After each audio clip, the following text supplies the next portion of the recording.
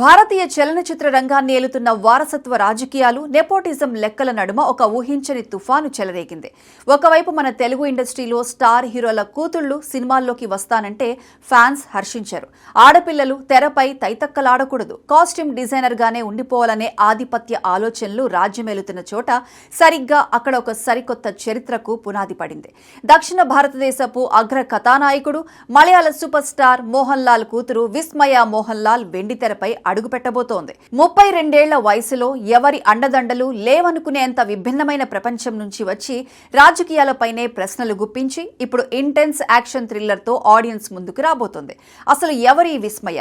మోహన్ లాల్ సామ్రాజ్యంలో ఈ కుమార్తె ఎందుకు ఇంత ప్రత్యేకం? ఇప్పుడు డీటెయిల్ గా చూద్దాం.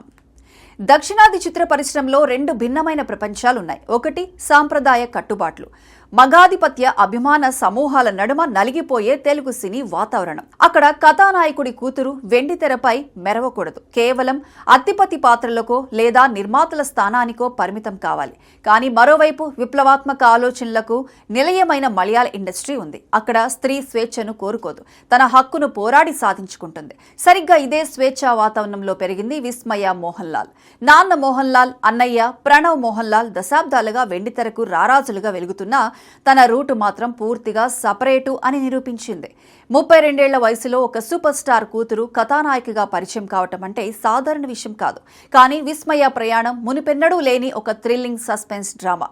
తిరువనంతపురంలో పుట్టి ఊటీలోని ప్రముఖ పాఠశాలలో చదువుకున్న విస్మయను ఇంట్లో ముద్దుగా మాయా అని పిలుచుకుంటారు. నటన అంటే కేవలం గ్లామర్ ప్రదర్శన కాదు, అదొక విద్య అని నమ్మిన మాయ చెక్ రిపబ్లిక్ రాజధాని ప్రాగ్తో పాటు లండన్, అమెరికాలోని ప్రముఖ విద్యా సంస్థల్లో థియేటర్ ఆర్ట్స్లో ప్రొఫెషనల్ కోర్సులు అభ్యసించింది. పాఠశాల దశలోనే నాటకాల్లో ఉత్తమ సహాయ నటిగా అవార్డులు గెలుచుకొని తనలో దాగున్న నటిని చిన్ననాటే ప్రపంచానికి పరిచయం చేసింది.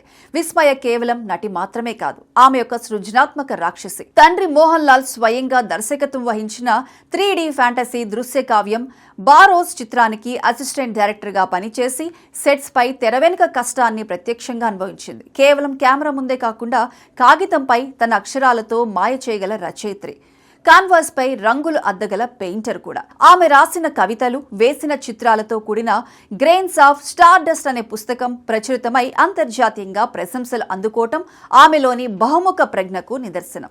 అయితే ఈ థ్రిల్లింగ్ కథలో అత్యంత దిగ్భ్రాంతికరమైన మలుపు 2020లో చోటు చేసుకుంది.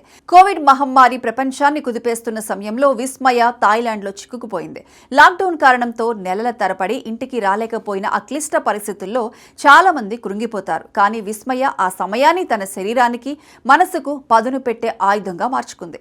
ప్రాణాంతకమైన మార్షల్ ఆర్ట్స్ విభాగం ముయ్ థాయ్లో కఠినమైన శిక్షణ తీసుకుంది. కేవలం శిక్షణ మాత్రమే కాదు, ఆ సాధనతో ఏకంగా 20 కిలోల బరువు తగ్గి తానొక రియల్ ఫైటర్ అని ప్రూవ్ చేసుకుంది. కేవలం శారీరక దృఢత్వమే కాదు, రాజకీయ సామాజిక విషయాల్లోనూ విస్మయ ఒక పదునైన కత్తి. ఢిల్లీలో నీట్ పేపర్ లీకేజ్ పై దేశవ్యాప్తంగా విద్యార్థులు నిరసన తెలిపినప్పుడు విస్మయ ఏమాత్రం భయం లేకుండా గళమెత్తింది. మీరు నిరసనకారులతో ఏకీభవించాల్సిన అవసరం లేదు, వారి డిమాండ్లకు కూడా మద్దతు ఇవ్వాల్సిన అవసరం లేదు. కానీ పౌరులు తమ గళం విప్పిన చర్చలకు బదులుగా అణచివేసేలా బలప్రయోగం జరిగితే మనం ఎలాంటి ప్రజాస్వామ్యంలోకి మారుతున్నామన్నది ఒక్కసారి ప్రశ్నించుకోవాలి అంటూ ఆమె చేసిన పోస్ట్ పై దుమారం రేగింది. దీనిపై స్పందించిన విస్మయ తన మాటలకు కట్టుబడి ఉన్నానని పునరుద్ఘాటించింది. మనది ఒక ప్రజాస్వామ్య దేశమని నేను నమ్ముతాను. అంటే మనం ప్రశ్నించడానికి, మన వాదన వినిపించడానికి ఎల్లప్పుడూ మనకు అవకాశం ఉండాలి. బల ప్రయోగానికి బదులు సంప్రదింపులు జరపాలి. రాజకీయాలు మానవత్వాన్ని ఎప్పటికీ అధిగమించకూడదని నేను భావిస్తాను అంటూ బదిలిచ్చారు. తీవ్ర విమర్శలు వచ్చినా వెనక్కి తగ్గలేదు. రేపు ఏ పార్టీ అధికారంలో ఉన్నా నా అభిప్రాయం మారదు అంటూ పాలకులకే నేరుగా సవాల్ విసిరిన దీశాలి ఆమె. ఇంతటి సుదీర్ఘమైన ఉత్కంఠభరితమైన జర్నీ తర్వాత ఇప్పుడు అసలైన రణరంగానికి సిద్ధమైంది విస్మయ. బ్లాక్ బస్టర్ 2018 సినిమాతో దేశవ్యాప్తంగా గుర్తింపు తెచ్చుకున్న జూడ్ ఆంథోనీ జోసెఫ్ దర్శకత్వంలో తోడకం అంటే ఆరంభం అనే ఇంటెన్స్ యాక్షన్ థ్రిల్లర్ ఫ్యామిలీ డ్రామాతో కథానాయికగా అడుగు పెడుతోంది. ఇందులో ఇందులో మీను అనే అత్యంత శక్తివంతమైన పాత్రలో కనిపించబోతోంది. ఇటీవల జరిగిన పూజా వేడుకలో మోహన్ లాల్, సుచిత్ర, అన్నయ్య, ప్రణవ్లు స్వయంగా పాల్గొని ఆశీస్సులు అందించడం, మోహన్ లాల్ సోషల్ మీడియా వేదికగా విస్మయకు స్వాగతం పలకటం విస్మయ ఎంట్రీకి కొండంత కొండ బలాన్నిచ్చింది. కేవలం ఒక సూపర్ స్టార్ కూతురు అనే ముద్రతో సరిపెట్టుకోకుండా అసిస్టెంట్ డైరెక్టర్ గా, ప్రొఫెషనల్ మార్షల్ ఆర్టిస్ట్ గా, తిరుగుబాటు గొంతుకుగా తనను తాను మలుచుకున్న విస్మయ మోహన్ లాల్ ప్రయాణం నిజంగానే ఒక విస్మయం. తెలుగులో స్టార్ కిడ్స్ పై ఉండే ఆంక్షలను, సమాజపు పాతకాలపు ఆలోచనలను బద్దలు కొడుతూ నటనకి ఒక కొత్త అర్థం చెప్పేందుకు వస్తున్న ఈ రియల్ ఫైటర్ వెండితెరపై ఎలాంటి సంచలనాలు సృష్టిస్తుందో వేచి చూడాలి.